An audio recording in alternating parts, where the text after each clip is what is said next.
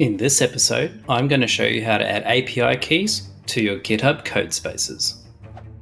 Now that you've got your key and secret key, we need to bring it into our code so that it's available for when you build your trading.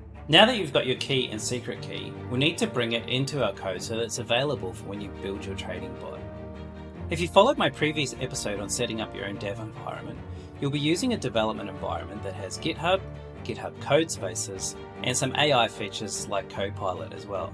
If you head over to your repository in GitHub, you can see here's my Tradoxy trading bot.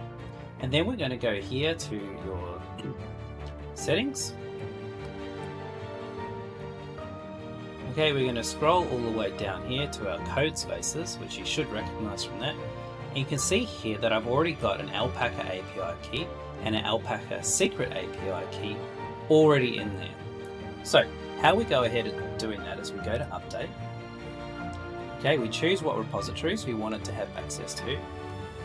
Okay, then we enter a new value, and all we need to do is we go back to our Alpaca one, we grab our key, we paste it in here, and we save our changes. And that's a wrap. You've got your Alpaca API keys and you're ready to start conquering the world's largest capital market. Follow the rest of the playlist to see exactly how we go about doing that.